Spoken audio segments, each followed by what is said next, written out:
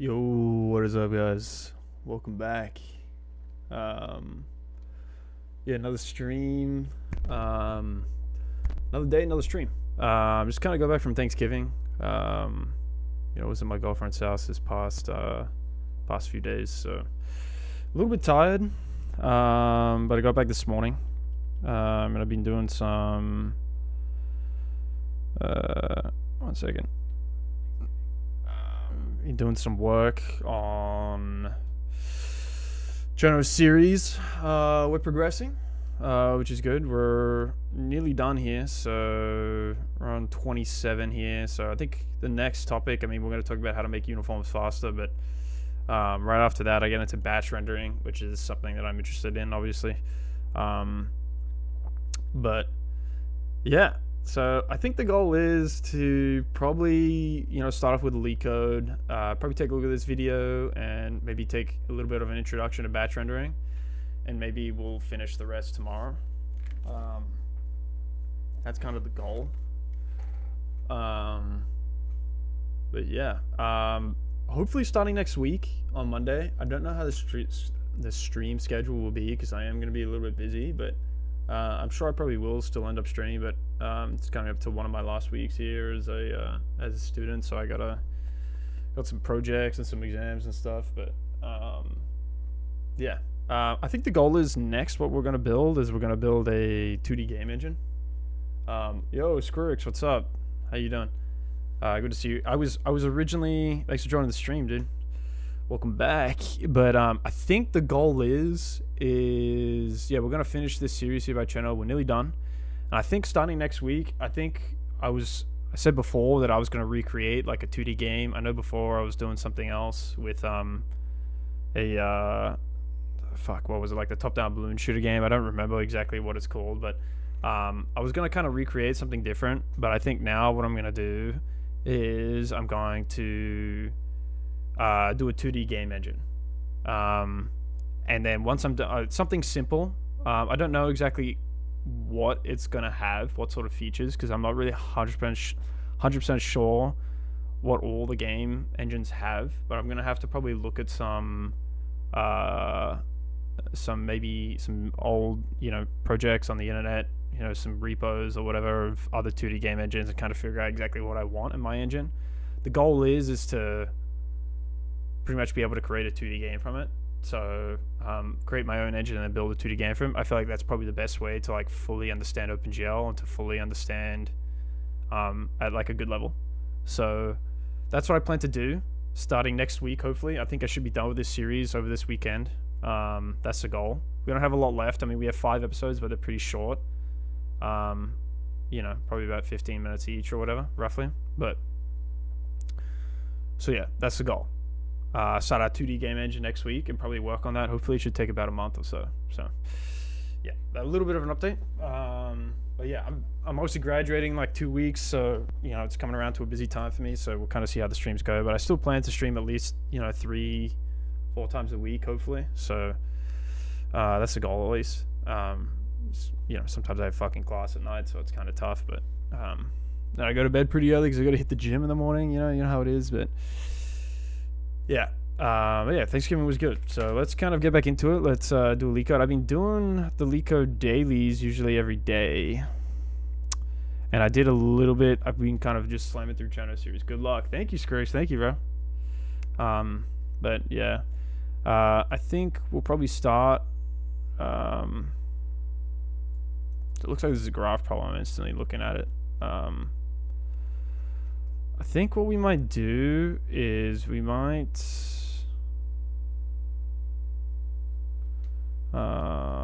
let's take a look here. What the fuck? Okay. So we solved this one. Let's take a look at this one here. This is one we missed on Saturday. So okay, I see where it goes. So we're given a 0 index sometimes an integer matrix, create an integer k. You're currently at position 0, 0, and you want to reach position n-1, moving only down or right. Then the number of paths where the sum of the elements on the path is divisible by k. Since the answer may be very large, retenant modulo 10 to the 9 plus 7.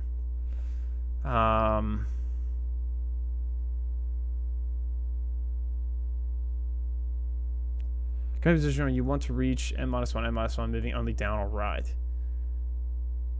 Return the number of paths where the sum of the elements on the path is divisible by k.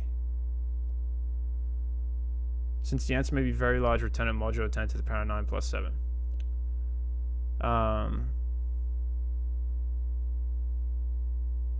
There are two paths where the sum of the elements on the path is divisible by k.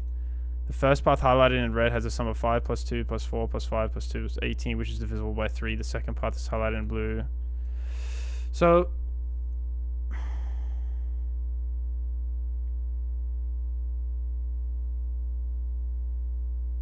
I'm trying to think here.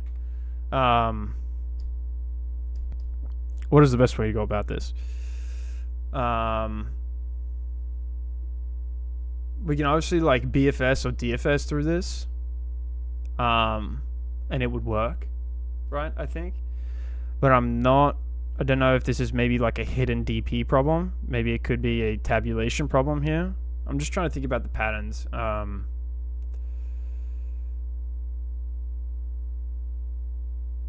Because we are looking for return the number of paths, right? We're looking for all the paths, right? So we can't build one path, like the smallest or the greatest, right? So that gets rid of the tabulation. I think this would probably be a DFS or a BFS problem, but I'm not fully sure. Dynamic programming. Dynamic programming problem. Maybe a DFS, BFS with a cache? I don't know. Not really fully 100% sure about what the optimal way of solving this is.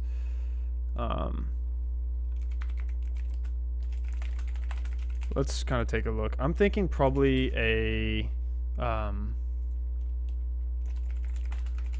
first top-down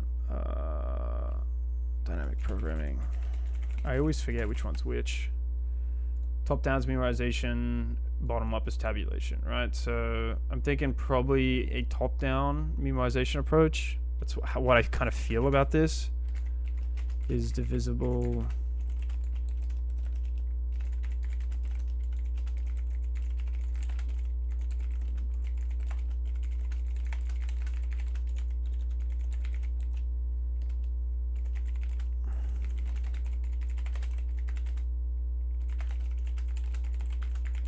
Let's do no code. Okay.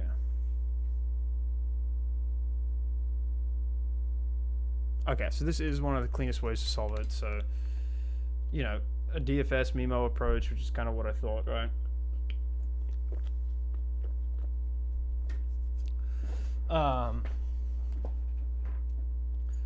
Let's kind of think about it, right? So,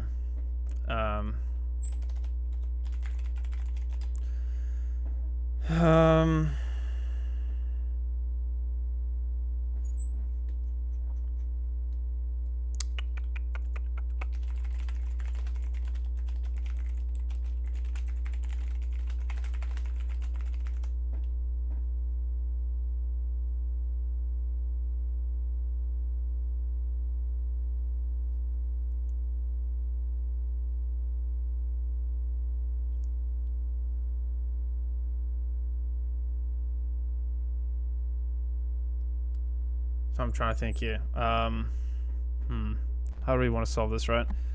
So let's do like a void DFS function here, right? Let's kind of begin with that. Here, let's put a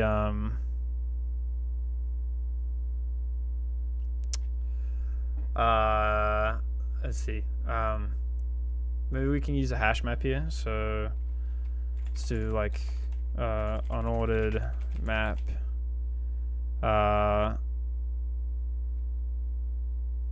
Let's do an int for now. I know the key is going to be different, but I'm just not really 100% sure what it's going to be yet.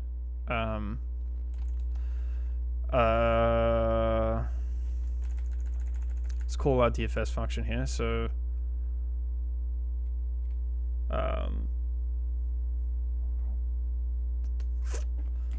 I just don't know if there's like maybe some trick with the mod, like in each thing, or we just check if it's divisible when we get to the end, right? We just keep track of the sum and we check it's divisible by the end, or somehow like we mod each time and we know that this path is going to work. But I don't understand how that would honestly work. So my initial thought is just modding it at the end, but I'm not really fully sure. Let's start off at, we're obviously going to want a int I, int j, right? We're going to need like a sum, right? And we're going to need probably a vector of integers, a reference to the grid, and the integer k, right? Let's call this DFS function here, right? So 0, 0, 0, grid, and k. Right, and we're probably gonna have to, I'm thinking void for now, but we can probably change it later. Let's just like return res, right? This case here, we can just like initialize res here, right? Res is equal to 0. So let's think about it, right? 0 in some vector of grids in k, right? So how do we want to solve this? I'm trying to think about the key, how exactly you want to store these values. You know, we could, if we could, I know obviously we could use the key as like I and j, right? But would there be a third way that we can store it, right? I'm just not really too sure how we would store the key. So let's kind of like maybe do a little bit of research here.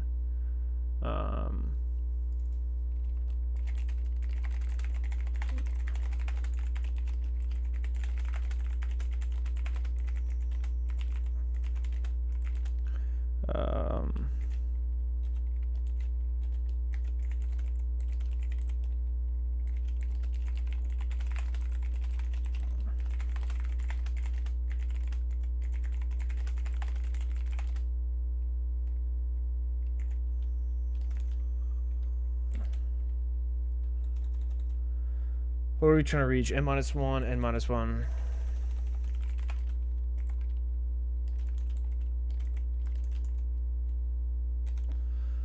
Let's first grab the rows, right? Let's do like int m is equal to grid dot size, right? And we can do int n is equal to grid 0 dot size, right? Probably want to pass this in, right? M and n. Let's do m and then n. Oh, whoops. Int m, int n. Right? It's a lot to pass in. The key design to the core inside has probably, yes, you could store ij as the key, but that's not the best way. Worst case sum could be 10,000. So yeah, I guess we should check here. The grid values can be up to 100. K can be 50.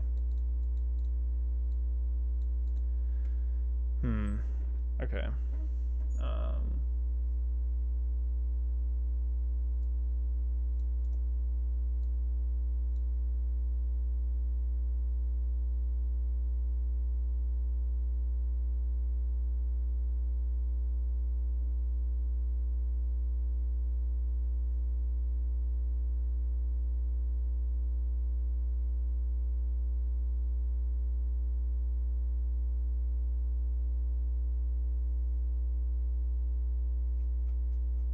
Maybe we can just start with the current sum. I think maybe that's the way we can think about it and then kind of move from there.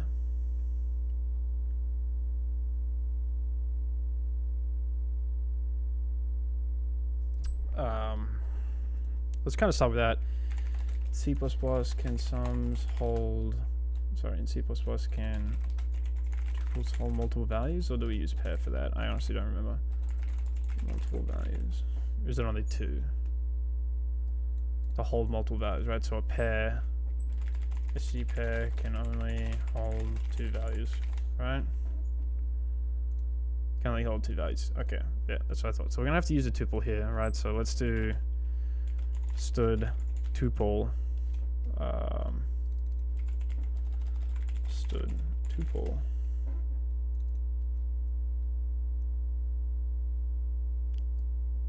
okay, we just put it inside so it's a template, right? So stood tuple. Let's do int returns an int, right? We would probably return what our current sum is, right? So we can only move up and down, right? So what is it? We can only move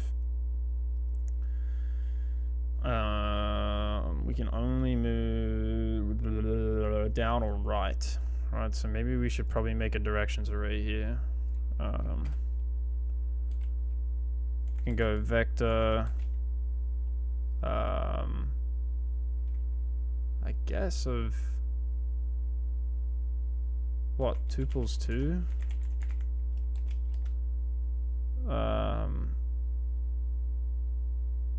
Let's do like, what would be down, right? So down would be 0, 1, right? And right would be 1, 0, right? That would be, I'm thinking Python. Whoops, this would be down and right. I just want to make sure this is correct.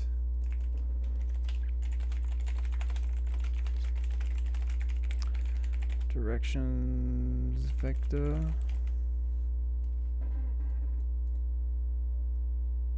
Using a pair. Okay. I guess we can use a pair. I mean, I guess it's the same thing in this case, but pair int, right? Directions is equal to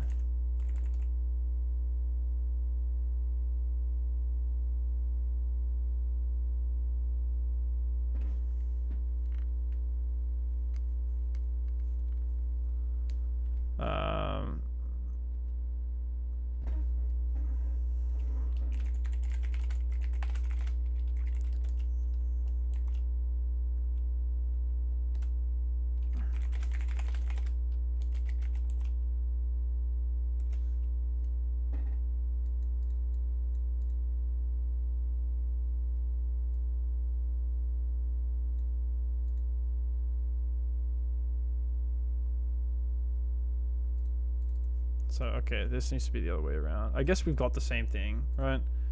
But I guess in wrong ways here. So I guess we can move this here. This here should be squigglies apparently. Is that the correct syntax here? Yeah, squigglies. Let's do some fucking squigglies, bro. Right, so down being 1, 0. Right.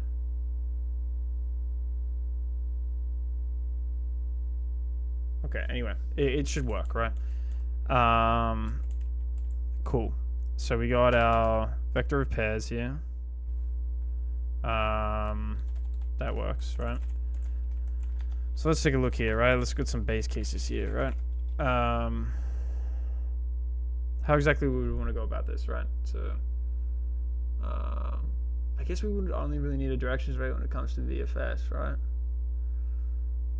You know, yeah, that's probably the best way to do it. Maybe we won't even need the directions array, but I guess we can keep it, right?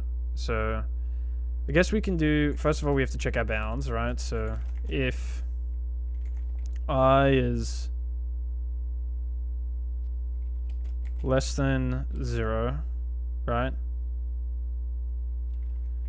Or j is less than 0, or I is greater than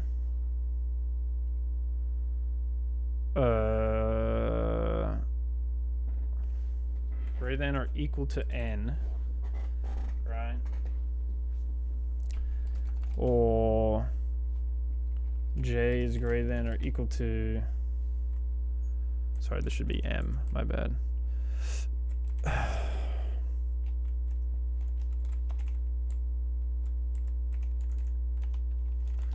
So like rows is m, Coles is N, right? So I think this should be good, right? If we're out of bounds here, we literally just want to return, right? Trying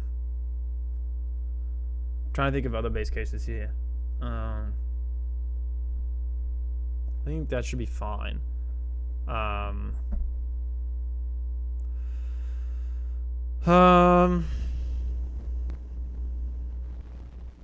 don't have to worry about the sum getting too big, right? But we could have to deal with, since the answer may be very large, return at modulo 10 to the power 9 plus 7.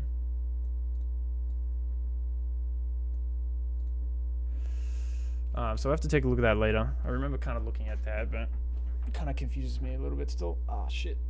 My fucking leg, dude. Okay. Let's check here. We check if we are at n minus 1, right? N minus 1. All right, n minus 1, right? In this case here, we know we're at the position, right? So let's do, okay, well, if I is equal to n minus 1 and j is equal to n minus 1, we want to check, right? We check if divisible. I don't know if this is really the right approach to it. I'm sure there's a better way, but we'll kind of stick with this for now, and then kind of, you know, kind of move down from where we're at, right? So we check if it's divisible, so we would go, okay, well, if, let's call this, so it's a little bit more descriptive, we'll call this cur sum, right? If cur sum percent 3, so percent k is equal to 0, then we can increment our res, right? Res plus or equal to 1, right? Before we check here, we obviously would want to increment, right? So let's increment our cur sum. Let's do cur sum plus or equal to nums I, right? Nums j. We know it's safe here. We check here if it's safe. Safely increment, right? Safely increment. Right. Check here. Then we want to do probably the backtracking part, right? The recursive part here, right? So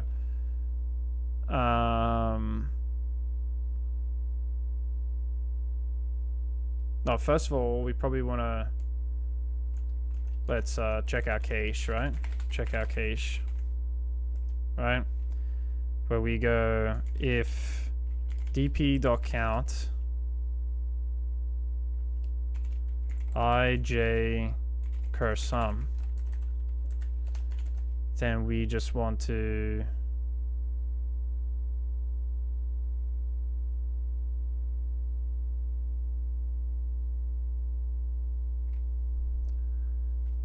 return dp ij cur sum, right? Then we want to increment check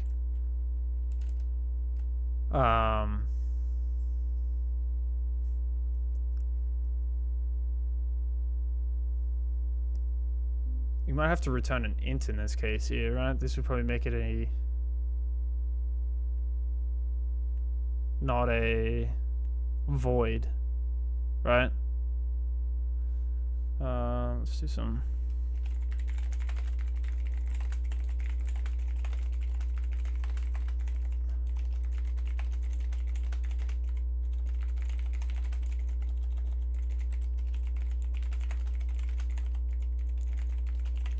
oh my god, I'm gonna sneeze, dude.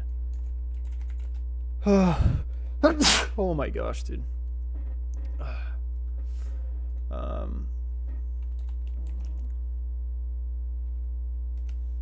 Bless me.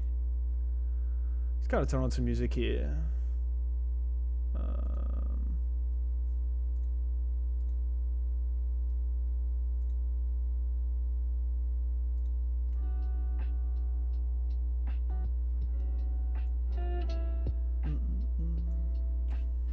Shit, my headset's on.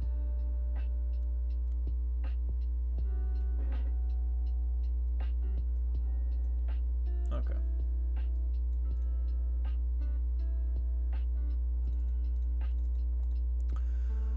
Okay, we've got to return an int here, right? So let's make this an int. I realize that usually with recursive functions, most intuitive ways to return an int, right? I think it can be done using a void, but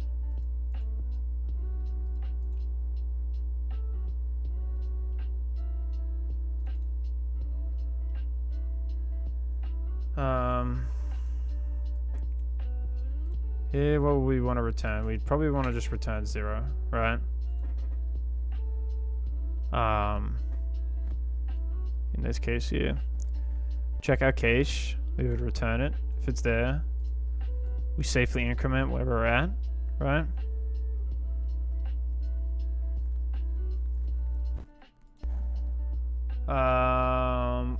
Check if we were at n-1, n-1. If we are, we increment. Then let's do go right, which should be DFS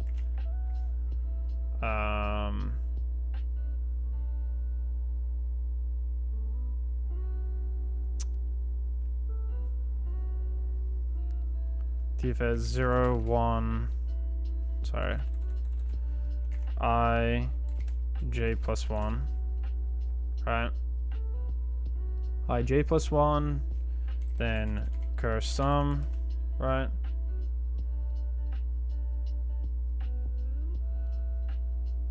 We would pass in our grid, right? And we got our k, right? We'll always do the same, right? And then our m and our n, right? Go left, right? Whoops, DFS, sorry, not left, down, that's what I meant. Go down, DFS I plus 1, j, cur sum, grid, k, m, and n, right? I guess we'd probably want to store this here, right?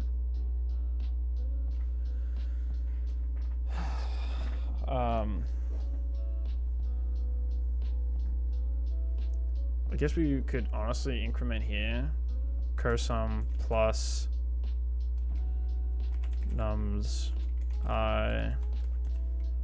I don't know if you can do this in here, can you? I think this should be fine. I just want to make sure.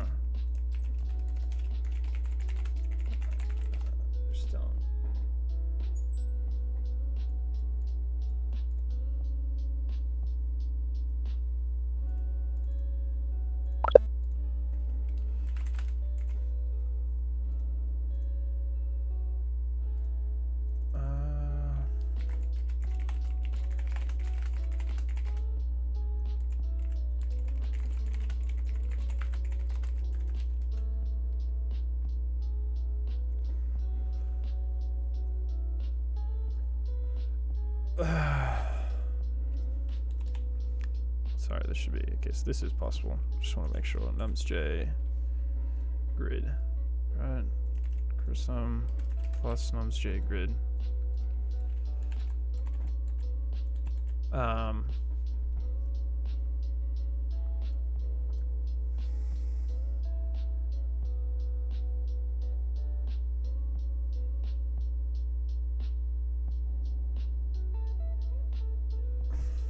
Trying to think here, because we're gonna have multiple different ways, right? We're going down and we're going right. You know, we can't assign it to the same thing. We'd have to take the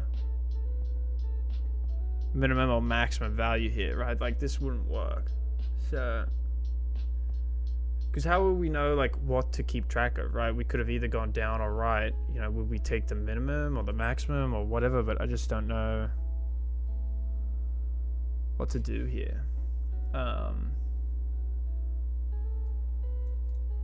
Safely increment, right? We probably don't even need this anymore. Doing it in our call here.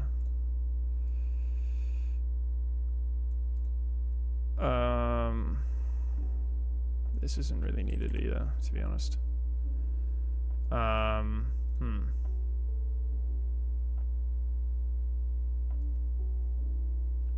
Let's take this function here.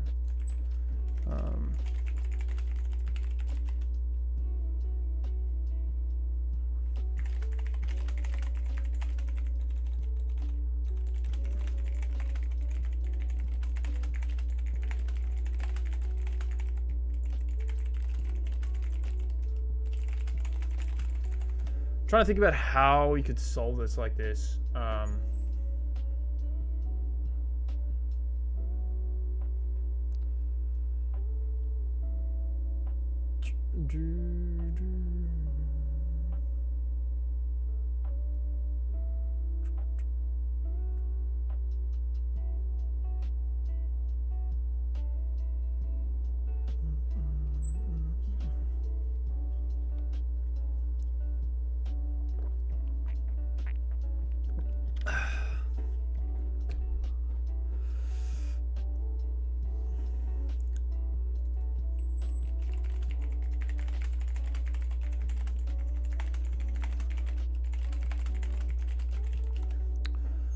Think about it.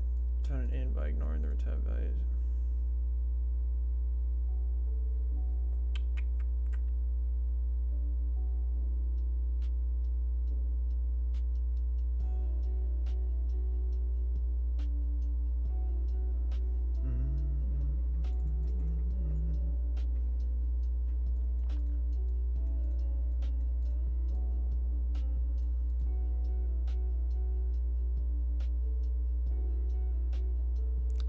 But I guess I'm thinking about it wrong. You know, maybe instead of holding the current sum, maybe we hold the MIMO value of like where we're at. Right?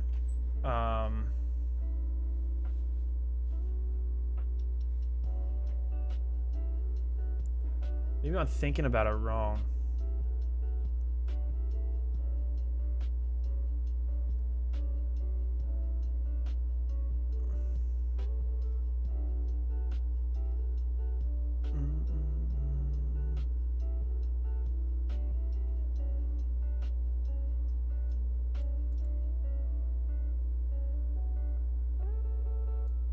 Right?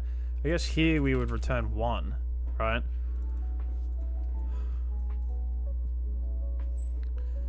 I guess we can make this look a little better, right? Let's bring this back, because I think this looks a little cleaner. Return 0, dp.count, curse sum. We return 1. This needs to be fixed here. This j here should be n. J is less than 0, right? That looks good.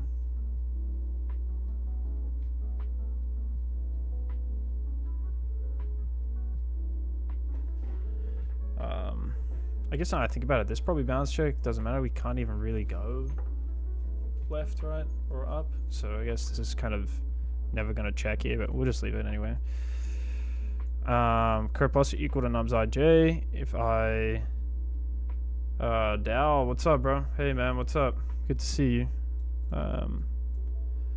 We go right. Let's do it. Right is equal to DFS this. Int down is equal to DFS this. Then we go DP IJ curve sum. IJ curve sum.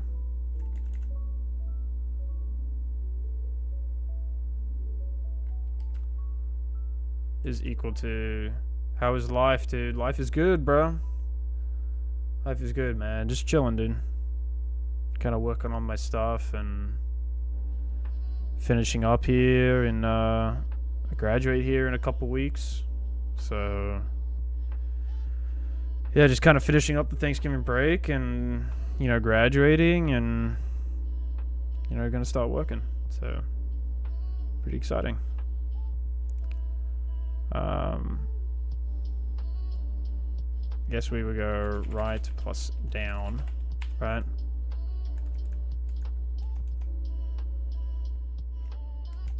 guess we can return dp I j cur sum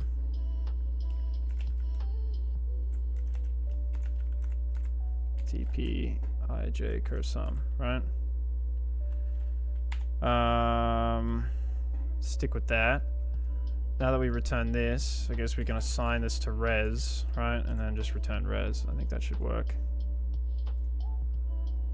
Let's see what this gives us. Okay, so we're missing something here. We missed a colon here.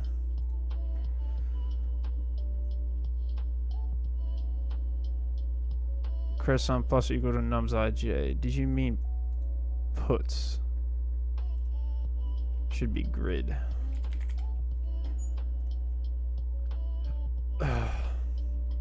Looks cool. Good luck with it. Thank you, bro. Good luck to you too, man. Where is it failing here?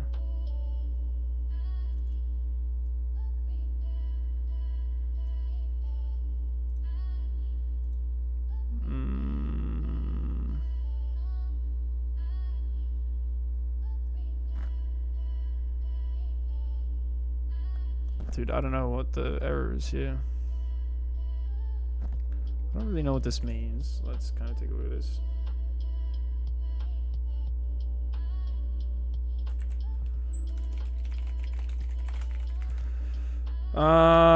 Wait, why are you on Windows? Why aren't you using some Linux distro, the one with the M logo? I don't know what's saying. Yeah, I was using Linux Mint. I dual boot, so I was using Linux Mint, and I still do use it. I've just been doing a lot of C++, like OpenGL stuff. And also, I've been playing a lot of Battlefield, so this also plays a big role in it too.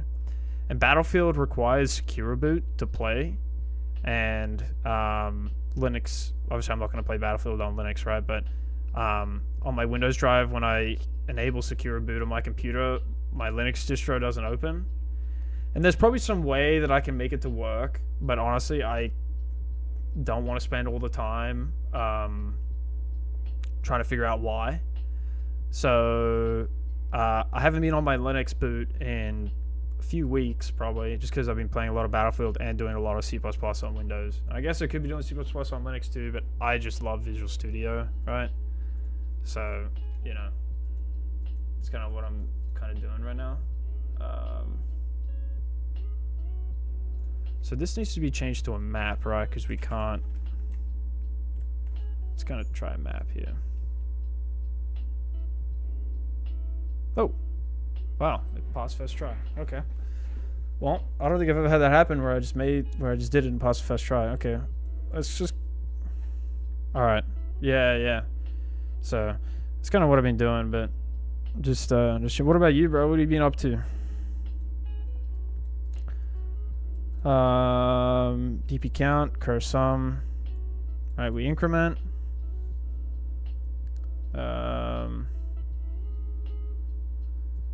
Yep, n-1, in right, in down. Wow.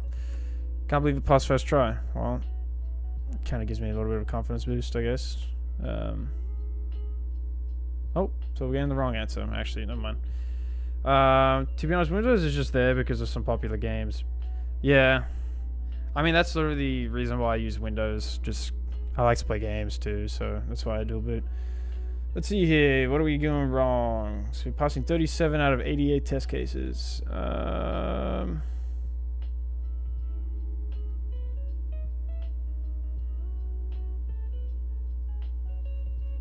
don't know why.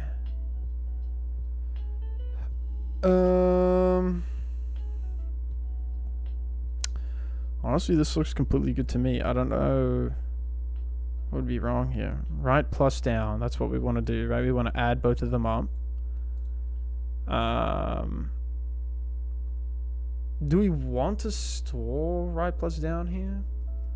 Is that what we want to store?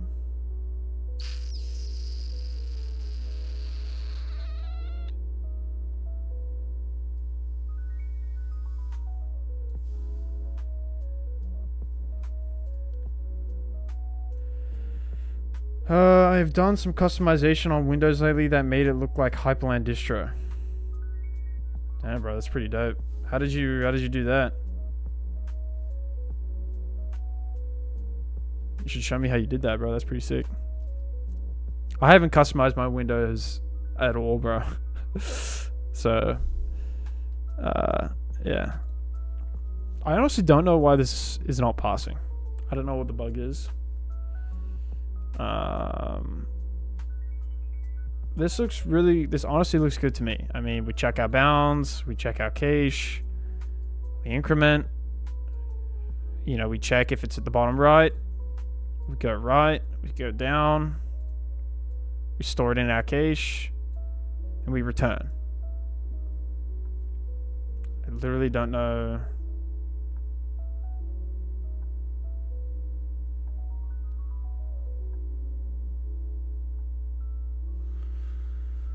Don't really know what's wrong here.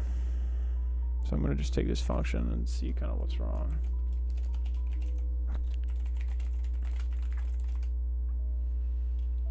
I downloaded a window manager called GlazeWM with another thing called Power Toys that makes the search for apps I want to open instead of using normal Windows search. Okay, I'll write it down. It said GlazeWM. Okay, and what was the other one? I might send you a tutorial on Discord. You can check it out. Yeah, send me the tutorial, dude. I'd love to take a look. Power Toys.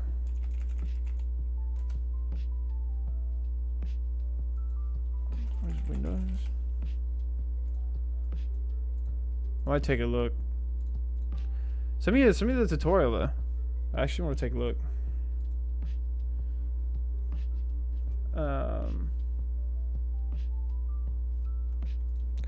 Okay, so apparently my issue is that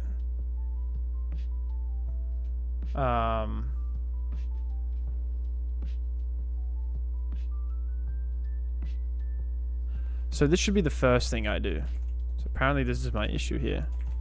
So I've got the right logic, but this should be first. And that makes sense because then I'd be checking the wrong cache, right? So we want to check where we're currently at, right? So that makes sense. Let's see what I get here. Okay, so it looks like we're going to get a TLE. Okay, so that was the correct answer, right? I mean, we had the correct idea, right? But we're getting a TLE, right? And the way to fix that TLE... I kind of know, I think, how to fix a TLE, right? We're going to have to use modulo here instead of curse sum, right? So, I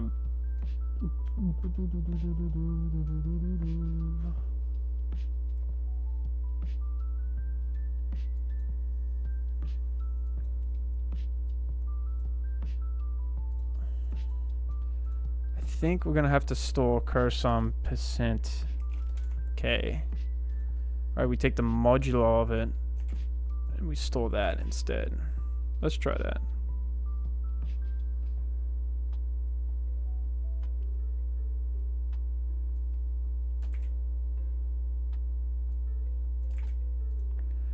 I guess we could just go like do modulo instead of doing it so many times, right? We can do just here to wish you good luck. Thank the YouTube algorithm. Oh, thank you, bro. I appreciate it, dude. Thanks for that, Chad. Appreciate it, bro. Do the modulo here, right? Like, let's do int modulo is equal to curse sum. This should be after, right? Let's do this here. Curse sum modulo k. Take this modulo and we put this shit here. Modulo. And I believe this should pass, I think, from the TLE, I think.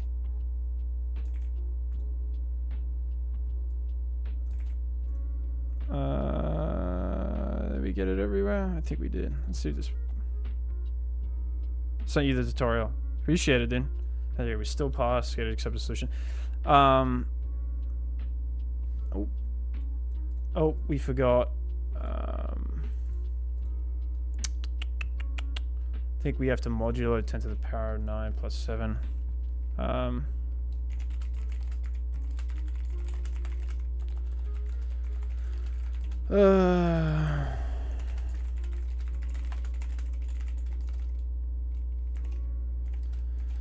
me check that, but we just gotta fix this with modulo. Let's take a look. What you sent me.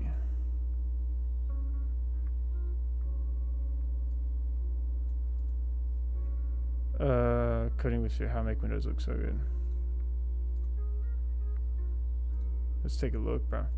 Flash, 100-yard dash. Need to get across town, ignore the laws. No. Linux. Hello, today we're going to be looking at for me. Like, I didn't really add too much into it. Yeah, bro, it does kind of look like...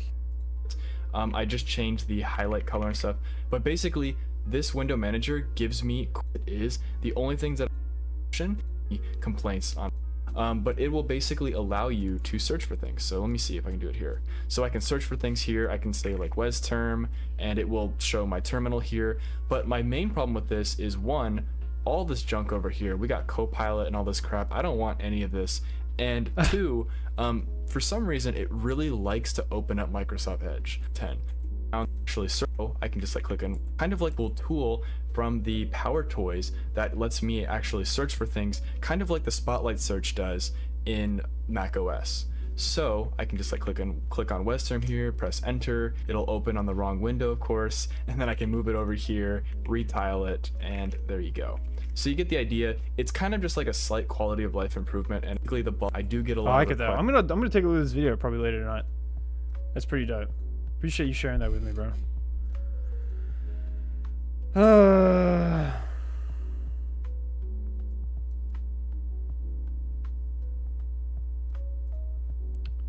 So I think we have to mod this with the total here. So, oh, dude, my fucking eyes, bro.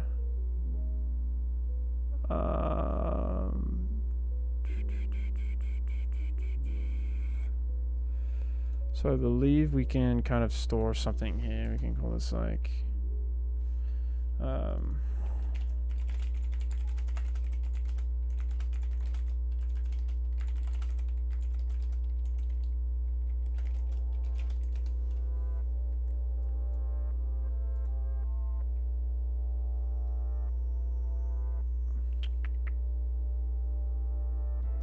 what's the best way to write this?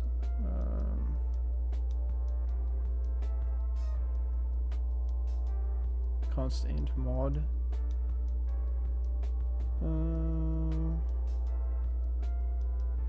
know there's a better way to write this here. No problem. I'm going now. I was just passing by. Sounds good, bro. Appreciate you being here.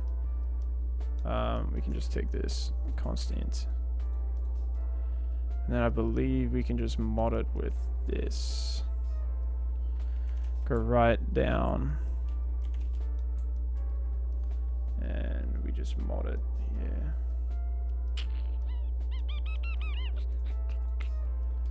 Percent mod. Let's see if that works. Okay, so I think that should be good.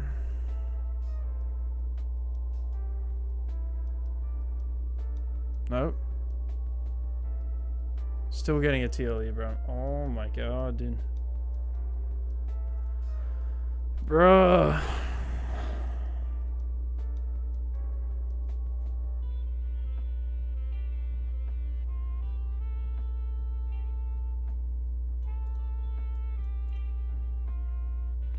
I don't know why I'm getting a TLE here, bro.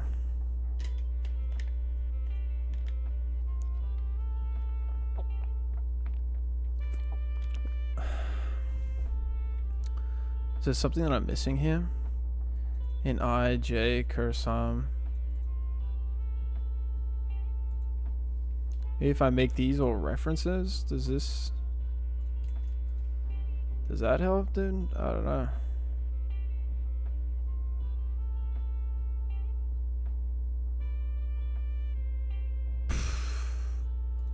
I brought it up too, dude. Oh my gosh.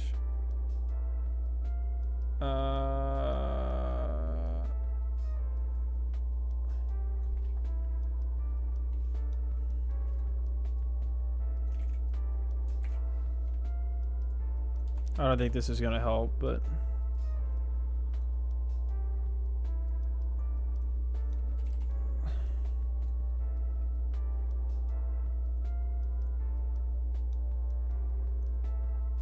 no. Now it's 84 again. Jeez. I don't know how, bro. I don't know. I don't know.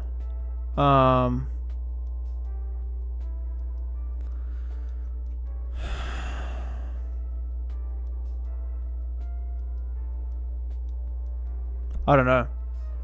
I don't know how to pass this, bro. What am I missing here, bro? Why is this TLing, dude? I have no idea.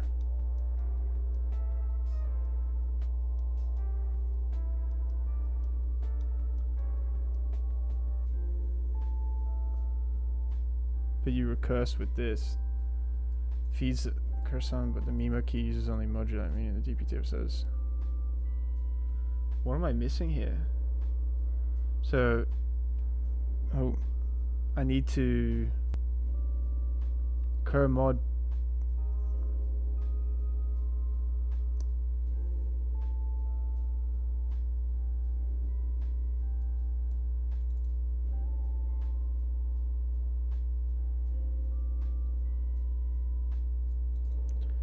So it's saying that my map could be too slow, but it also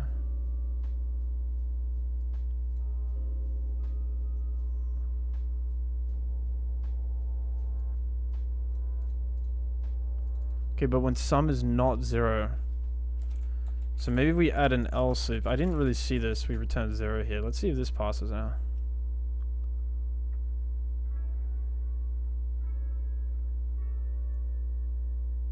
Okay, so that doesn't work either.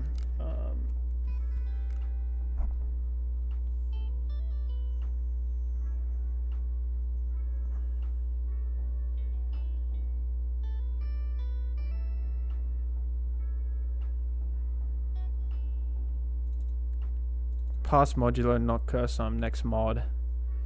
So adding up the mod here is what's TLing it. So instead of doing this all separately, I can do this in one line, right?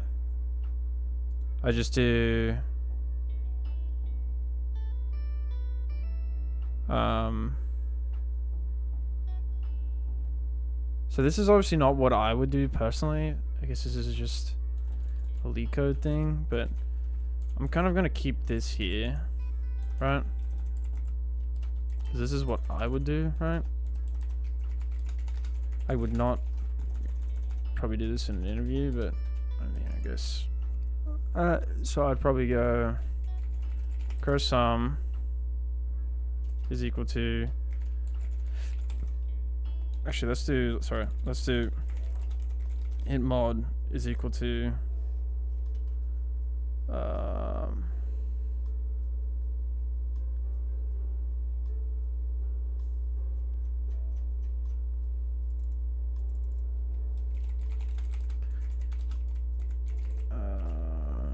Refactored DFS.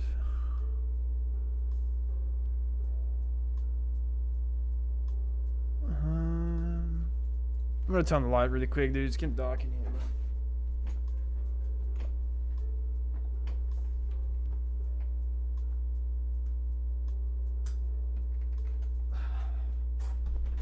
It's gonna be a fucking snowstorm here tomorrow, bro. Oh my god. Jesus, dude, what is this? So we use. I'm gonna stick this with. Let's go cur sum is equal to cur sum. Whoops. Cur sum plus grid I j mod k. Right, so we can mod this.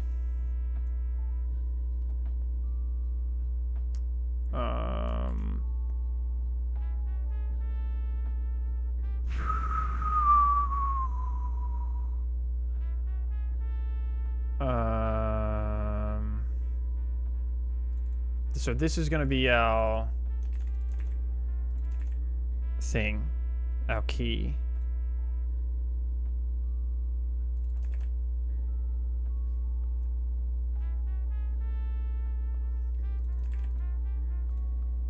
Let's see, this should still pass, I think. Okay, let's see if this TLE is still, dude. I only need to improve by a little bit. Looks like it's gonna TLE again. Oh my god, dude.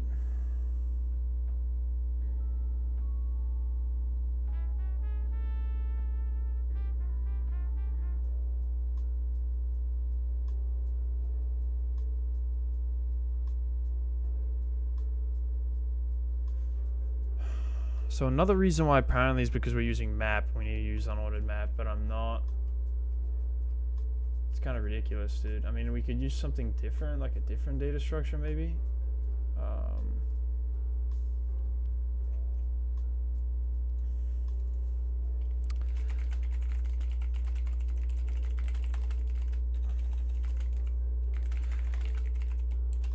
Thing is, bro, is that like these are the why it gets so tough. These problems, bro, is that like, you know, they require such a specific.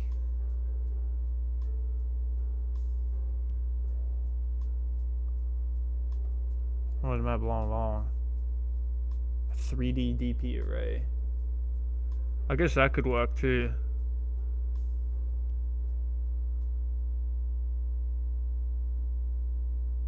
Okay, let's kind of switch it to a 3D DP array.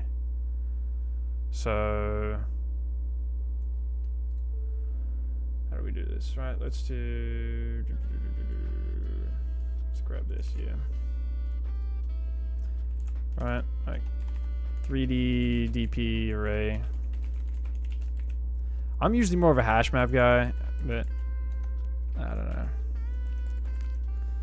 Let's kind of move this across.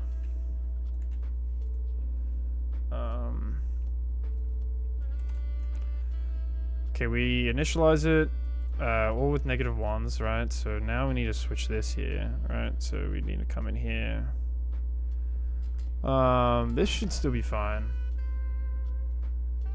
Oh, your channel just popped up in my feed. I do appreciate it, dude. That's dope. Let's go, bro. YouTube discovering me, bro. Type shit. Just doing the daily problem, dude, on Leetcode. Well, actually, this was one from 2 days ago, but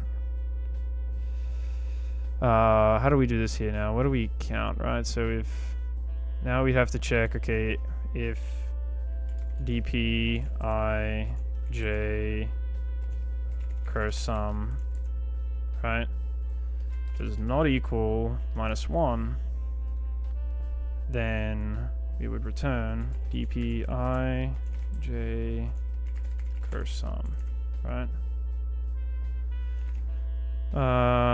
Come in here. This is fine. In right, in left. Now we have to update this. dp ij curse sum is equal to right plus down plus mod, and then we just literally return it here. Return dp ij curse sum. I think this should work now. Type m. Oh, this needs to be. Can't define it there, right? We have to define it up here.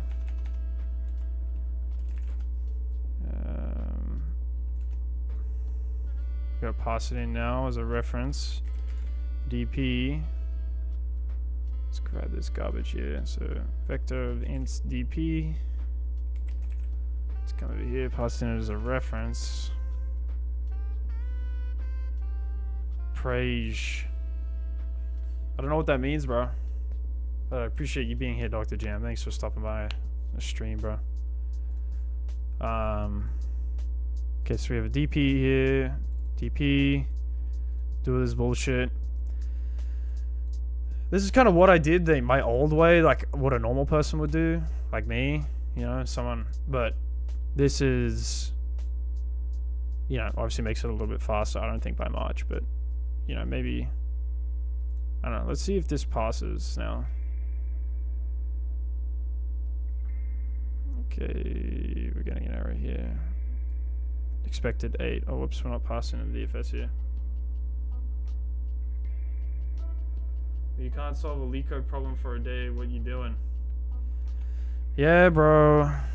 I know it's tough, man. Let's run this now. There we go. Okay, hopefully this submits, dude. There we go. Finally, dude, it submits. There you go. Draw Gillo, bro. It submits, man. Type shit. That wasn't too bad. At least the thinking behind this problem. It wasn't too bad. I mean, it was kind of just a basic DFS plus MIMO. I had the right idea, right? Obviously, my solution TLE'd, but you know, I used a hash map here instead. You know, and this isn't really the most optimal way. Really, a 3D DP array would probably be the most optimal way, but you know, I still had the right idea, and that's all that matters. So, kind of happy about that. It was considered a hard problem too, but probably not really a hard. Let's kind of see what it was. GitHub. No, what's it called? Leetcode Evo rating problem. Let's fucking go. Steven Builds, dude. Let's fucking go, bro. Did you learn from the Leetcode courses? No, dude. I've just done a shit ton of Leetcode, bro. I've just done a shit ton of fucking Leetcode, bro. Let's see what it's worth. 2, 4, 2, 4, 3, 5. Holy shit, dude. That was 1952 rated, bro. Holy fuck. Dude, that's insane. Yeah, I don't know. I don't think that rating should be that high, but you know, I definitely. Then again, like, I feel like I'm pretty good with backtracking and dynamic programming problems, but you know, some of the other categories I'm not so good at, like bit manipulation. I think I could be a lot better at that, but you know, it is what it is. But yeah, that's good. I'm pretty happy about that. We kind of solved that. But to go back to what you were doing, yeah, I've solved about 540 problems. So I've been Leetcoding for about a year. You can see it kind of dropped off here a little bit because I'm usually not here on the weekends, but I've been Leetcoding pretty consistently for about a year now, I would say. Code Forces when? Oh, dude, I don't know. I don't know if I want to be a competitive programmer though, dude. I'm not really. I just like Leetcoding. You know, it's kind of chill. I should start doing contests, bro. I haven't started doing contests because like the contest is at such a fucking bullshit time for me. It's at like Saturday at like 9-10 p.m., bro. Like, and I'm never here to do a contest, right? Like, I'm always out, you know, doing something with friends or, you know, seeing my girlfriend or something. Like, I'm just never here to do, you know, Leetcode contests, even though I'd want to, but it's tough, bro. But yeah. I saw your channel, by the way, Steven, bro. I saw your channel. It came up in my feed, man. I got it on my For You page, bro. Or For You page, or whatever it's called. Here. Yeah, bro. I love it, bro. Grinding, dude. Grinding. Working hard. Do you recommend getting data structure diagrams straight up or jump right into Leetcode? I just think you need like a basic understanding of data structure and algorithms. I don't think you need anything advanced. I think you just need to know kind of what an array is and what a hash map is and what a linked list is, like kind of fundamentally. And then I would just like grind Leetcode problems because that kind of teaches you data structure and algorithms. Law makes sense. I've got to do way more. I have an interview next week. Kind of noticing this crap takes a lot longer than a week to get good at. Oh man, I got that twice this week. There you go, dude. Yeah, I saw your channel, bro. It came on my page one time. Let's go, dude. Go, dude, bro. I wish you luck, bro. You two finally starting to respect the grind. Yes, sir, bro. Yes, sir. Keep grinding, dude. Keep working hard, bro. People notice it, dude. Definitely. I think it's a good way. I kind of use YouTube a little bit to... I mean, I was kind of in the same same position as you a couple months ago, but I just kind of use YouTube as a way to document my progress, and it's the best way to do it, bro. So it's nice to kind of look back, bro. Like sometimes I look back on my channel, right, and I go back, like, bro, like a year ago when I started, you know. And it's like, yours, Steven, I gotta recommended yours too. Yeah, dude. Yeah, it's good. You know, that's crazy. Appreciate it, man. Yeah, appreciate you stopping by my stream too, dude. Thanks for, I've seen you in here a couple times. I appreciate you being here. Code forces and Leetcode are very different. Code forces focus more on the problem solving. Leetcode focus on programming language semantics. Yeah, maybe I should take a look. Honestly, I just nowadays, since I've done a lot of Leetcode, I just enjoy doing the problem of the day, and that's really about it. But yeah, so I don't know. I like to do more project work. Same, man. Been helping me stay consistent. You and One Day Later inspired me to do it. You know what, dude? That's so funny, bro, because One Day Later inspired me to do it. That's the funniest thing ever. Like, One Day Later. Yeah, he shit, man. Where is that shit? Programming every day. Did he take his shit down? Oh no, here it is. Yeah, bro, he inspired me to do it too. I remember watching his, like, yeah, you can see I watched it, bro. His one of these got fucking suggested to me, and he inspired me, you know. And I mean, obviously he only did like 60 days, so I mean, I don't think he really makes videos anymore. But yeah, I had to, bro, my grind wasn't saying I had to do 200 and something, but you know, I mean, it's all the same thing. But yeah, he inspired me, so you know, I feel like everyone inspires each other. So I appreciate that I inspired you, though. That's pretty cool. So damn, YT or algo seems to be changing. Seems to try to push more of the raw content. Yeah, I don't know, dude. This is what it is. But hey, I'm going to, let's see what we're gonna start here.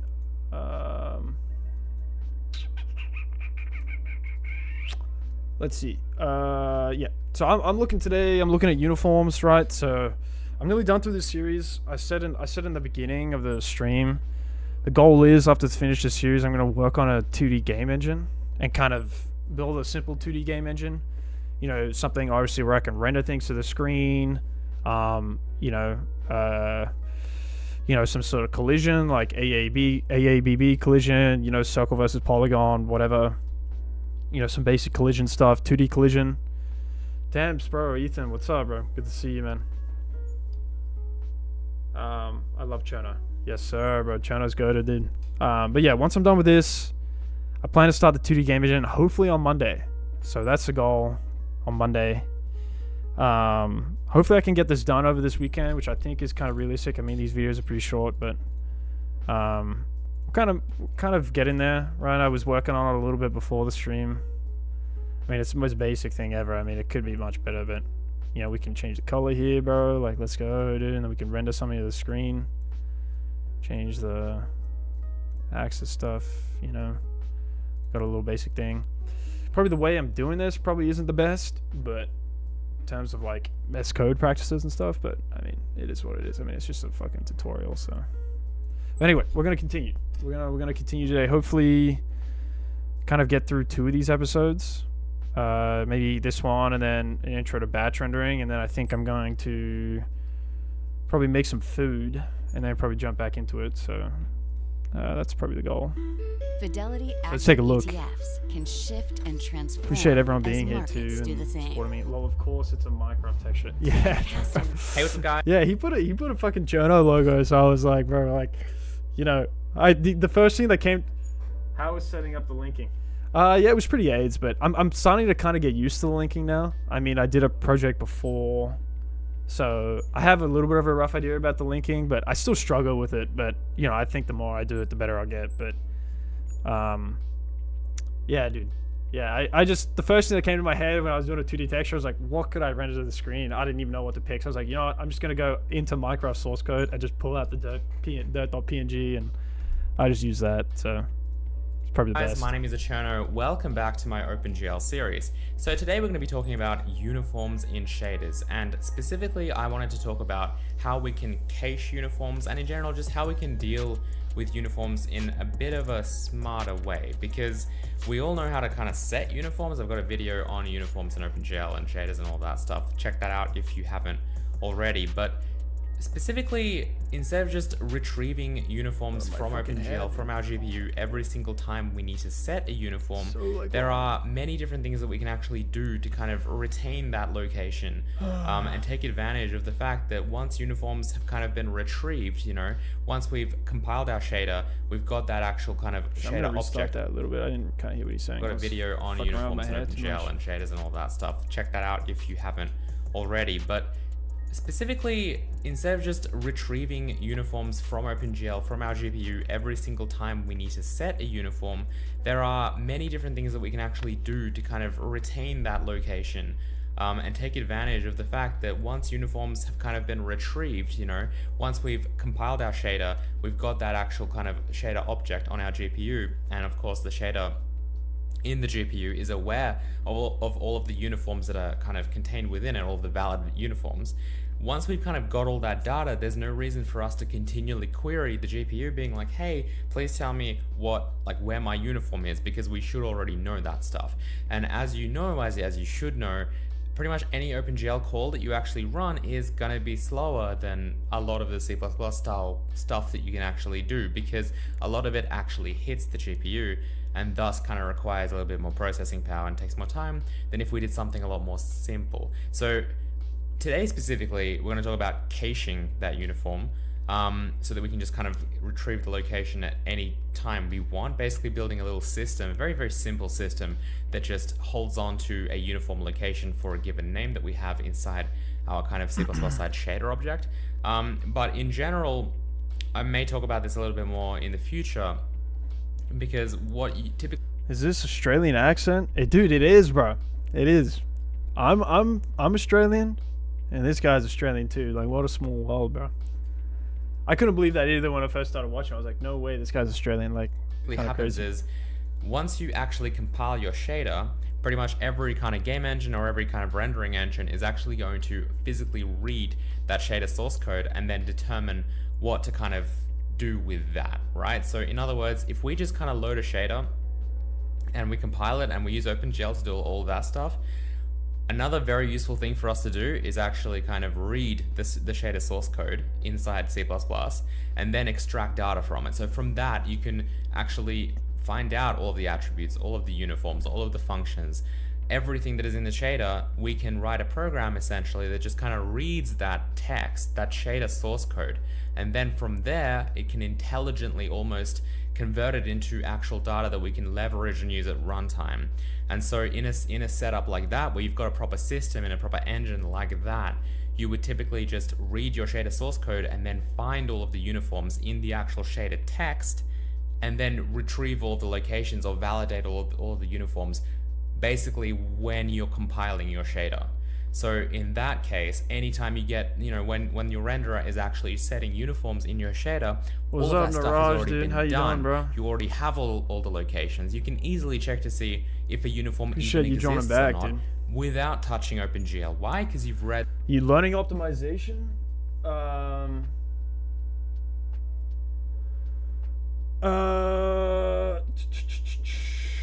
Are you learning optimization? Yeah, so I think, yeah, an optimization for uniforms in the shader code. I think that's kind of what this is going over right now.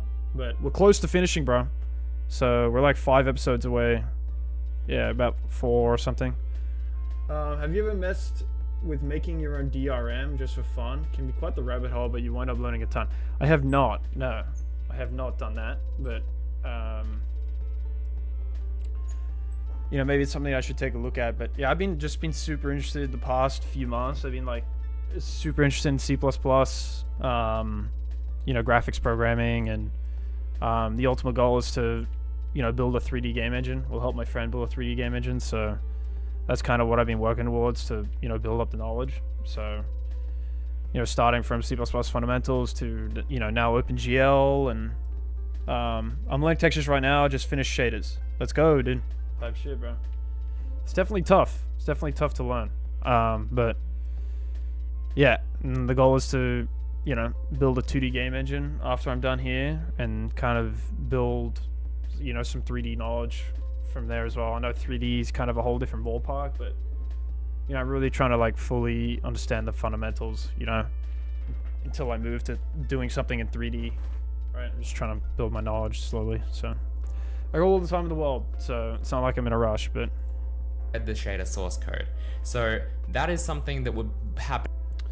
Hell yeah, I don't fuck with graphics too much. I only messed around with DX11 and some simple 2D UI rendering. Yeah, me too, bro. I haven't really fucked around a lot with... This is my first GPU stuff. But yeah, this is my first graphics API on the GPU, so yeah, it's kind of interesting. But yeah, appreciate the support, dude. So I know 3D is gonna be kind of, you know, kind of crazy or whatever, but you know, I feel like everything's kind of crazy when you start, so eventually, like, if I just keep working at it, keep working hard, it kind of clicks. So but in a more complete system. What I'm showing you guys today is a quick and dirty little kind of hack, if you will, just to speed up your program a little bit. If you're just building something quick in OpenGL, you don't want to have this massive like rendering engine or anything like that set up, and you just want to kind of speed up your code quickly without much effort really, by just kind of, you know, it's almost like one simple trick to faster uniform setting. It's kind of what this is, right? In fact, if I name the video that, I'll probably just get in trouble with all of you guys, so I might not name it one simple trick. My basic 2D capstone will be a simple ball bouncing sim with randomly generated velocities. What's your thoughts on it? Dude, I think it's dope, dude. I think, you know, I think just creating something and just keep building stuff. I think that's awesome, dude. I think it's a great start. I think I kind of want to do something like that too. I was gonna recreate my 2D game that I did. I did it was a very simple 2D, you know, balloon shooter game. I can't remember what it's fucking called, but you know, the balloon shooter game, Balloon Tower Defense, right, on the phone. I did a simple clone like that. I was gonna do it again, but I was like, I kind of wanted to try something different. So, and I kind of want to do something with, you know, balls bouncing everywhere. Maybe like a, I don't know, you know, maybe like a basic.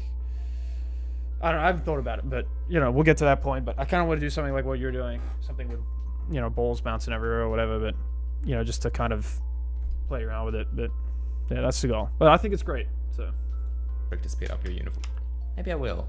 We'll see. But the point is, it's super simple, and it's a way that we can just easily speed up our uniform setting, but just not retrieving the location every time from OpenGL, but by caching it. Let's take a look. So I have this very, very simple shader class that we have here, kind of left over from the OpenGL series, and what it has really is, and what it represents is just basically a shader which contains, you know, a rendering ID. So it's like kind of like a compiled shader object. This is like the CPU representation of an actual compiled and created shader object on our GPU.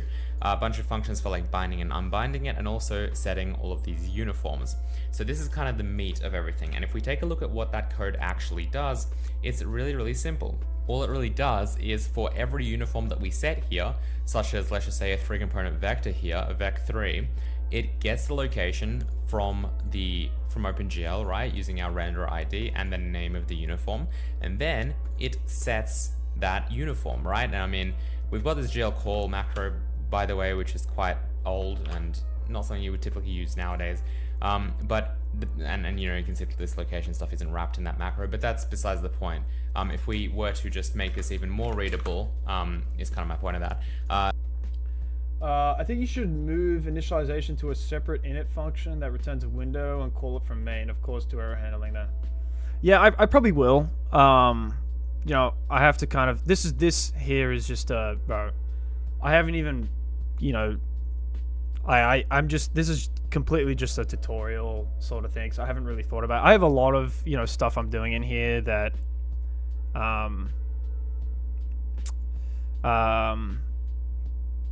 sorry, I kind of lost my train of thought. I have a lot of stuff I'm doing here that is probably like bad C++ practice, which I've kind of realized as I've kind of started working on it. But you know, I'm literally going to stop working on this after this weekend, so I'm not really trying to, you know, fix up that sort of stuff. I'm just trying to, you know, kind of get the main idea about OpenGL and then kind of, you know, build from there. You know, just kind of make mistakes and fix them and keep building. So that's the goal. But Yeah, hopefully that then makes sense. But I this is appreciate kind the of comment. like what we end up with. Really, really simple, right? We basically retrieve the location if we want to set the uniform. We get the location here, which is going to be an integer, and then we use that here. And you could even use some kind of validation to make sure that that actually exists, because we know that if it is -1, right, then it's invalid. So what we might do is something like this. This is a very, very common code that you see in OpenGL quite often, right? Where someone basically retrieves the location, checks to see if the location is like -1 or not, and then sets the uniform, and that's it, that's done. That's gonna work beautifully, but the problem is it's a little bit inefficient because, again, as I mentioned, this is gonna be a piece of hot code that if you hit it often, you're gonna run into problems. And we could even test that out by just using the profiler here. I think if we go like, you know, debug profiler, performance explorer, you know, we kind of show that and start like a new performance session, and take a look. If we had a program that was, you know, setting uniforms every frame, you'd see that this would come up as kind of a hot piece of code, right? Because this is something that's going to get hit often, every time, right?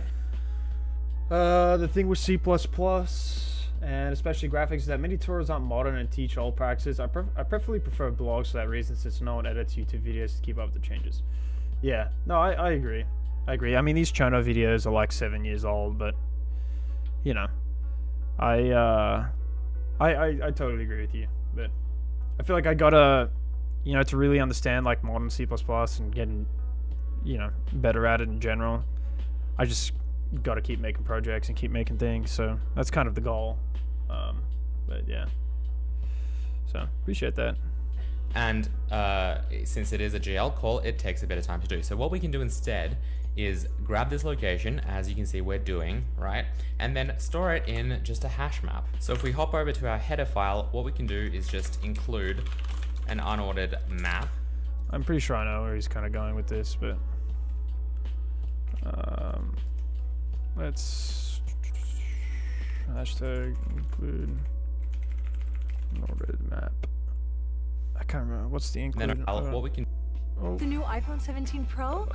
And she said she didn't want anything. Well, getting AT&T supposed to helped. Good call. Oh, okay. Get the all-new iPhone 17 Pro on us. The most powerful iPhone yet. Most expensive plan not required. It was. What we can do is just include an unordered map. And then over here, we'll just type in std unordered map. Now the key here is going to be our actual name, so a string which. Just kind of put it up in this other section with our variables. I kind of forgot that these are just private methods, but yeah, I think up here unsigned int. Oh shit, I already did it. Wait, am I using this anywhere?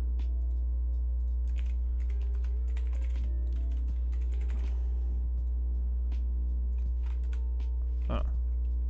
Wait, wow, I'm looking at application. Whoops. Let's take a look at shader.cpp. Am I doing that here? What are the functions here? Set uniform. I'm not doing that here. Geo uniform. Wait, hang on. So I am caching it here. Find name does not equal dot end. Return it.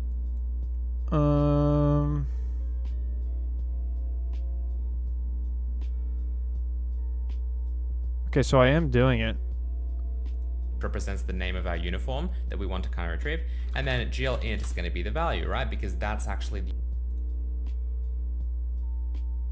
string int. Yeah, so I think I'm already doing it. GL underscore. I guess it could be. No, I'll leave it as integer. I mean, I think it's the same thing from the when I was watching the video, but identifier that we use for that particular uniform location. We can call this our uniform location cache, right?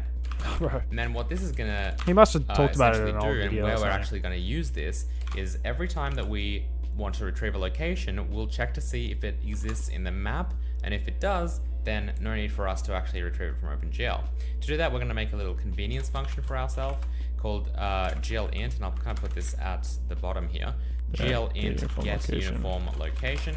This is again going to take in a location. const, if location -1 string doesn't exist, reference, which is going to set be the our location, actual name, location. and is going So to we've already return done a it. glint, right?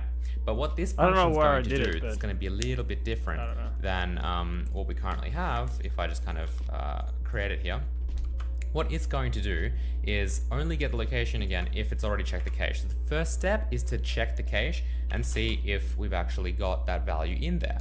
So if this uniform location cache actually contains, so if we use find here with the name as the key, if this actually already exists, if the cache contains a uniform with this name, so basically we can do that by just saying if it doesn't equal uniform location cache and, then we just return that. Simple as that. So we'll just do uniform location cache name like this, okay? What this does is just returns the cached value that already exists inside our data structure, and that means that our work is done. Now, if it's not in the cache, then what we need to do is retrieve it just by using this code here, right? Then store it in the cache, which we can do by just typing in uniform location cache name equals location, right? So we're now storing it in the cache, and then obviously we still need to return it because this function retrieves the uniform location. All right, simple as that. One other thing I would do potentially is mark this function as const. The reason being that, you know, this is just kind of, it's what it is it's supposed to be something that just retrieves the uniform location. It's not really modifying our shader or doing anything at all of that nature. I need to get better at using const. Like, if we do mark it as const, you'll notice we will actually get an error.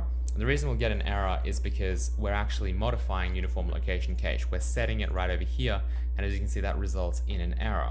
And this error right here, by the way, is totally, it just hasn't compiled it. So that's totally fine, but this is actually a real error. If I hit Control F7, you'll see that that's not going to work. So what we need to do is basically mark our uniform location cache as a mutable variable. What that means is that it can be modified by a const function. Now, this might be a little bit counterintuitive. Why are you creating a mutable variable? Like, why mark this function as const? But again, I'm explaining that the reason this function is marked as const is because the actual operation is just reading the location of our uniform, right? The underlying implementation caches the value, but that's not important to the caller. Basically, it's not really modifying our shader at all. What it is doing is just keeping information inside a cache, which is totally fine. Okay, so now that we've got this, instead of doing all of this stuff every time and getting our location manually, what we can just do now is call this get uniform location with the name, and that's it. That is what our location becomes.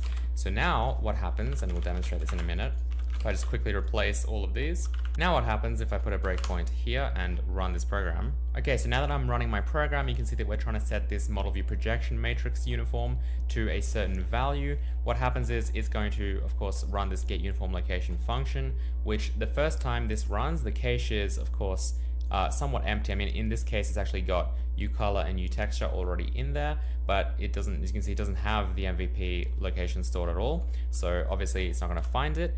And then it's going to actually retrieve that location from OpenGL, store it inside the cache, and then return that location. And then if I hit F5 and we come back to the next time we ask for this MVP matrix location, right? The uniform location cache obviously contains it, which means that now it just simply returns this uniform location, as you can see. And that is a lot faster than actually querying OpenGL and being like, hey, what's this uniform location?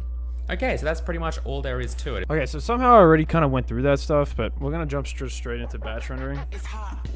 I think he had talked about it in a previous episode, and maybe had implemented it already, but... Finally. I don't know. Let's take a look at how the Chicago Bears are going. Wow, dude, they won. That's crazy, dude. Hang on.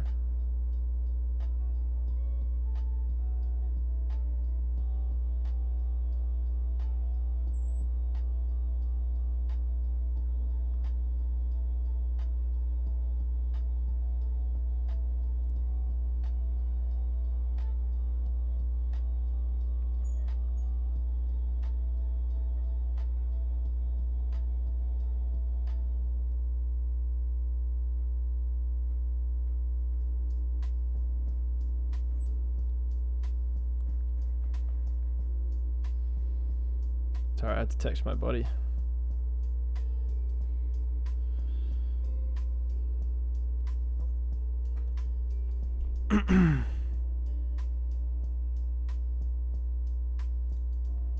Take a look at this video. Approaching the 5-minute mark, second down and 8. Williams rolling, throwing, open, making the grab. Wow. Touchdown. Cole Kmet into the end zone. Bear down, baby, bear down. Let's go. All right, let's take a look at this. Making a video on batch rendering. So for those of you learning OpenGL or graphics programming in general, you've probably heard of something called batching or batch rendering. And if you haven't, well, you've come to the right place because it's an incredibly useful rendering technique. Now, batch rendering itself is kind of difficult to define precisely because it could refer to a number of different things, and it absolutely ranges in complexity from something really simple that you could just write in a couple of minutes to something that is much greater and part of a larger system. What we're going to be talking about today is specifically how we can batch geometry together, meaning how we can render more than one piece of geometry in a single draw call. At its core, that is what batching and batch rendering means to me. So let's break that down a little bit. What does it mean to be able to render multiple pieces of geometry in a single draw call? Why is that useful, and what does it even look like? Well, traditionally speaking, the way that we've been rendering pretty much anything right now has been we build up a vertex buffer of vertices, an index buffer with indices, and then we render that together using something like GL draw elements. And that is our draw. That's how we get something on the screen. If we want a different object, or if we want another square or rectangle to appear on the screen, we basically repeat this process. We can of course reuse the same vertex buffer and index buffer if our geometry doesn't change. For example, if we just want a differently shaped rectangle or another rectangle on the screen in a different position, and then we just use uniform matrices in our vertex shader to actually position and potentially transform that particular piece of geometry. That's great and all, but what happens if we want to render a lot of things, a huge amount of geometry? Now for this video, we're just gonna throw 3D batching and all of that stuff out the window. We're just gonna focus on 2D rendering here. How do we render a large amount of 2D quads? Or I want to go back and take a look. For example, if we just want a differently shaped rectangle or another rectangle on the screen in a different position, and then we just use uniform matrices in our vertex shape, and that is our draw. That's how we get something on the screen. If we want a different object, or if we want another square or rectangle to appear on the screen, we basically repeat this process. We can of course reuse the same vertex buffer and index buffer if our geometry doesn't change. For example, if we just want a differently shaped rectangle or another rectangle on the screen in a different position,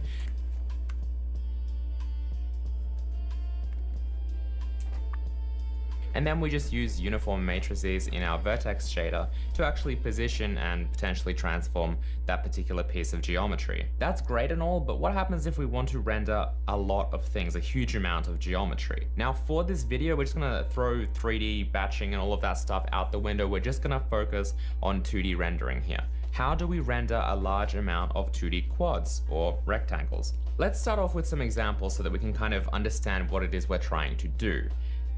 Let's say we're making a 2D game. It's a 2D kind of top-down RPG, and we move around the world, and the world itself is made up of different tiles. Grass tiles, water tiles, whatever. A lot of tiny little tiles. Something like a Harvest Moon style game, you know, Stardew Valley, something like that. Now these games, in a lot of cases, do in fact show the view kind of from above, and the camera can actually get pretty far, and we might have a lot of different tiles on the screen.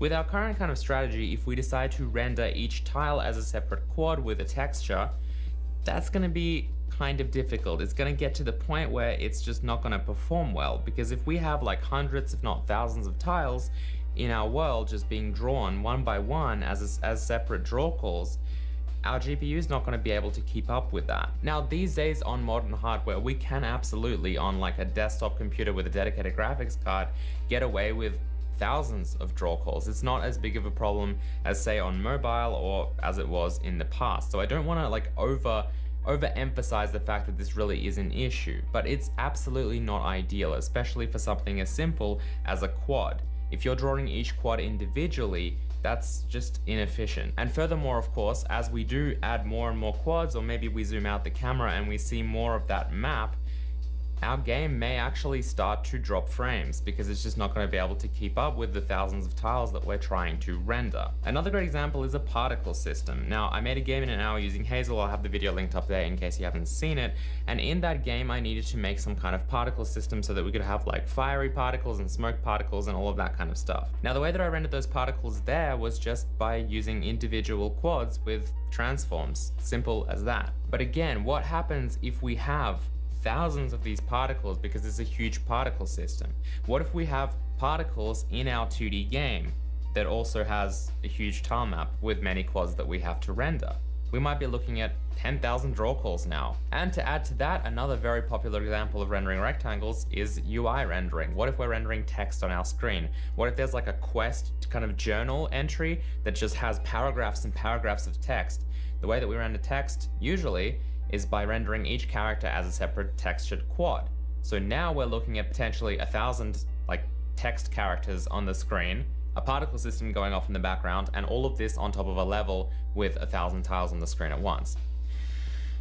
That's going to be difficult to render, even on modern hardware. But there is an easier way, or rather a more efficient way, and that is by batching or batch rendering. In a nutshell, batching means we batch together all of this geometry into a single vertex buffer and index buffer, and then simply draw that once. So in other words, instead of drawing one square, then another square, all kind of individually, we put everything in together as if it was one piece of geometry. And then we just simply render that once, and that's it. The performance improvement with batching together all of the kind of scenarios that I just described is absolutely huge. In fact, I really want to actually do a benchmark of this in the future just to show you guys how much of an impact it actually has. All right, so now that we know just how useful batch rendering is, how does it actually work? Well, let's take a look. So up until now, one quad has always resulted in one draw call, which is an issue because if we had 1,000 of these, we'd get 1,000 draw calls, which would be slow. Now realistically, 1,000 probably isn't slow on your hardware, but the point is a lot of draw calls is slow, and we know that slow is quote unquote bad. Let's break down how we would typically render a single quad. In OpenGL, we would use something called a vertex array, which you could say contains a vertex buffer and index buffer. And inside that, we would have 4 vertices and 6 indices, which makes up one quad. The 4 vertices would be here, and then the indices of each triangle being 0, 1, 2, and then 2, 3, 0. That's our typical setup for rendering a single quad. And if this is our screen with one quad here and then another quad here, the way that we would achieve this is we would render everything twice. We'd render this vertex array twice with a different transform. So we'd upload a uniform matrix into our vertex shader, which is our transform. Now what if we could somehow take these 2 quads and then put them into a single vertex and index buffer, combine them into just one buffer? Let's try that. Let's take this vertex array and expand the vertex buffer so that it contains 2 quads instead of 1, with the same being done for the index buffer. So if we bring this down and look at the equivalent, what we actually have is 2 of these. The index buffer translates into 0, 1, 2, 2, 3, 0 for the first quad, and then 4, 5, 6, 6, 7, 4 for the second quad. So we end up with 8 vertices and 12 indices total, 0 through 7. Boot.dev's biggest sale Interesting, bro. Get 40% off your next. So what happens now is we render this just once. There are no transforms at all. And we get both of these squares in a single draw call, which theoretically is faster. This of course does come with a bunch of limitations, because what controls the position of this? How do we set the position of these quads? We obviously can't set a transform because that would be a uniform matrix, which we can only change between draw calls, not during a draw call. So what happens is this position is taken from the vertex buffer. The buffer has the positions of each quad. You can still apply an offset to the entire thing in the form of a transform if you like, which is basically what we would do for something like a camera. But the position of each quad is inside the vertex buffer. As another example, if you wanted to set the color of each quad, which is something you might have done in the form of a uniform before, you can also put this data into the vertex buffer. So each vertex would contain a color value, which you could then use inside your shader. We'll explore this more in future videos. So what does this mean for quads that are constantly moving, for example in a particle system? Well, this vertex buffer has to become dynamic, meaning that we can stream data in every frame. This is extremely important because if you're not dealing with a dynamic vertex buffer, then everything is essentially static geometry, and we might not want that. So I'm probably going to end up making a series of videos that kind of deal with this, because in this video I just want to show you guys a really simple example from the theory that we just learned about to an actual implementation that we're about to look at, something really simple to kind of start off with, and then in the future we'll kind of keep adding features until we can really just do anything we want, but with kind of rendering everything in a single batch. So now that we actually know this theory and we know how it works, let's go ahead and transfer that over to practice and actually take a look at some code. I'm using my OpenGL library here for this example. If you guys haven't seen the videos that I've made about that, then definitely check them out in the top right corner. To start off with, let's take a look at a super simple example of drawing a single quad. So for our initialization, we're loading a really basic shader here that just positions and shades the quad with a flat color. Then we have this float array here which contains the vertex positions of the quad, just a 1x1 quad that's centered at the origin. Then we're creating a vertex array and a vertex buffer which contains these vertices, as well as setting up the vertex attribute pointer here so that we can correctly access our vertex buffer data inside our shader. Then we've got our indices and our index buffer. Inside our onUpdate function, which runs every frame, we're updating our camera controller, clearing the screen, and binding our shader. Then we're setting a couple of uniforms here, the camera's view projection matrix and a transform matrix for our quad, which in this case has a translation of 0, so it doesn't transform the quad at all. Then we're binding our vertex array and drawing the 6 indices that make up our quad. Let's see what that looks like. Okay, cool, so we have this white square here and we can move the camera around. So how would we normally render 2 quads using what we're used to? Well, we would simply issue another draw call, but we would set different transforms for each draw using our shader uniforms. So what we're doing is rendering the same geometry twice, but with different transforms. And so we get 2 squares at different positions on our screen. But how do we batch these together into a single draw call like we talked about? Let's come over here to the vertex buffer. What we need to do is duplicate all of these vertices so that we've got 2 squares inside our vertex buffer, and then apply this translation that we've done via the transform uniform directly into these vertex positions. So you can see that these are our resulting vertex positions, and just to be clear, now we have enough vertices to make up 2 quads inside this one single vertex buffer. Now we need to go down to our index buffer and basically do the same thing. We need to add the indices that make up this second quad. So 4, 5, 6, 6, 7, 4. Finally, we can go down to our rendering code and get rid of our second draw call and reset our translation back to 0. And instead of drawing 6 indices, we'll draw all 12, which make up our 2 quads. And that's it. If I launch this now, you can see that I've got my 2 quads rendering as they did before, but this time in a single draw call. They're batched together. And that's pretty much it. That's how batch rendering works. I know that this is a really simple example and you guys probably want to see, well, how do we draw different colors? How do we draw textures? How do we do all of that stuff? And in future videos, as I mentioned, we will get into this. I am doing this little kind of batch rendering mini series, so expect like another video maybe in a week or so, and we'll just go on to the next step of batch rendering. If you guys have any questions, please leave them in the comment section below. Don't forget to like the video if you did like it. And also I do have a Patreon, patreon.com/thecherno. Please help support this channel if you did. So let's continue. Okay, that was interesting. I mean, I kind of thought about that. That's kind of how you would probably do it.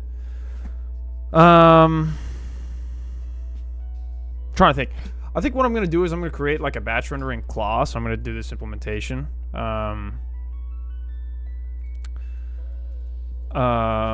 You know, just something basic, right?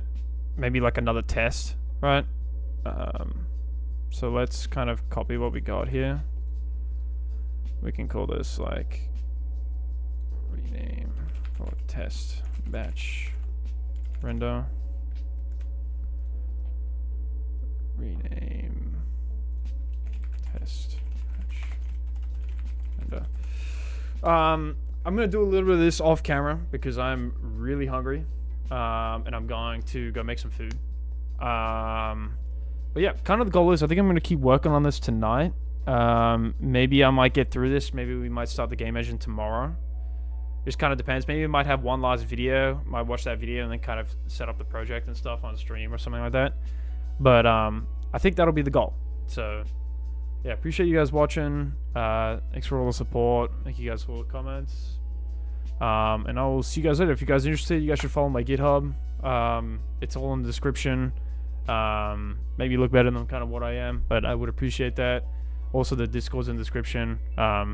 Making a little community about, people that like to build things and, have fun with it. So appreciate you guys watching. It's all in the description. Thank you guys. Peace. I will see you guys later. Bye-bye.